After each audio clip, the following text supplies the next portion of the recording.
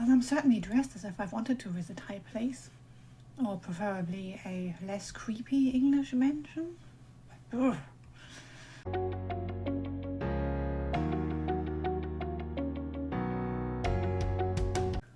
Hey guys, welcome back to my channel. I'm Kat, and this time I would like to talk about Mexican Gothic by Silvia Moreno-Garcia.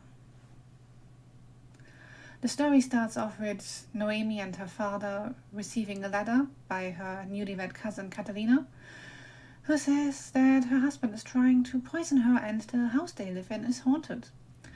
So Noemi's father sends her off to check on her cousin. When Noemi gets to High Place, a very English mansion in the middle of Mexico in the 1950s, Catalina is out of sorts and the family seems reluctant to let her leave. So Noemi sets out to uncover all of the secrets of the house and the family to save her cousin. That is until the strangeness of the place seeps into Noemi's dreams and is starting to capture her as well. Overall, this was a very atmospheric, thrilling, and at times very gross read. More on the grossness later, but onto the good parts first.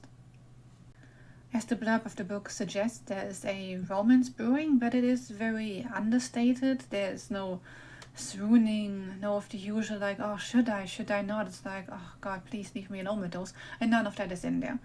It's very understated. The only true affection you see in like physical form or whatever is at the very end, and it's not annoying, so rejoice everybody out there who doesn't like reading romance as like a main part of any story. It's perfectly fine in this book. I like the protagonist Noemi, from whose perspective you see the whole story quite a lot. She is stubborn, she's ill-equipped for what she needs to do in this place, but she's gonna do it anyway because, goddammit, her cousin needs saving. And while she and her dad would describe her as flighty and never show where her interests actually lie, this just adds to make her more likable. For the most part, Noemi is a very proactive character, and I appreciate how stubborn she is in her attempt to save Catalina. Her cousin Catalina does not do much for the majority of the book, which makes sense once you get to the reveal, but it's still apparent that she has more in common with Noemi than you would see on the surface. Are you in need of violence? This lady will deliver.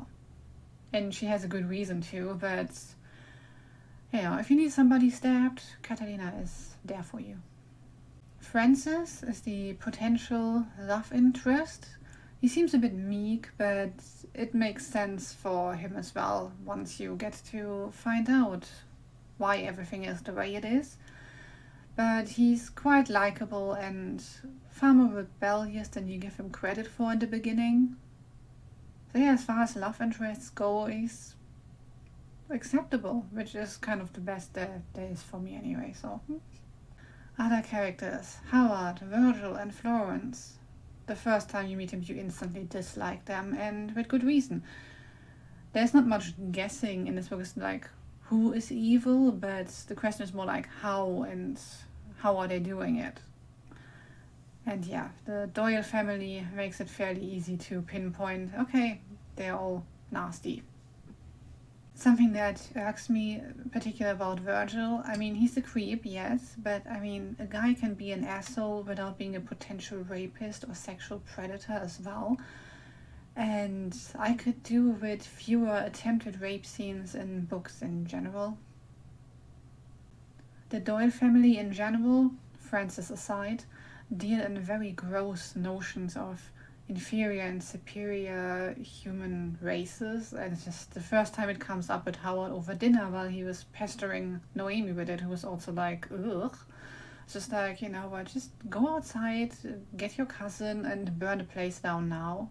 Like right now, it would save you trouble, but yeah, no, she's too civilized to do that. I had to work a little to suspend my disbelief for what caused the haunting, but it didn't make it any less creepy. It was more a case of like, oh, this is it? This species can do that? Yeah, well, it didn't make it any less creepy or any less gross. At some point you see Howard being treated and he has pustules and whatnot all over, and then he touches Noemi and it's just like, oh no, I can't do wounds and the Eliziki stuff. It's like, no, go away with that. So there were quite a few gross instances in the book. Not just Virgil. The biggest plus of this book is the writing itself. It's very neat and atmospheric. You really feel like you're walking through high place and you can feel the chill creeping up your arms and your spine while you're there.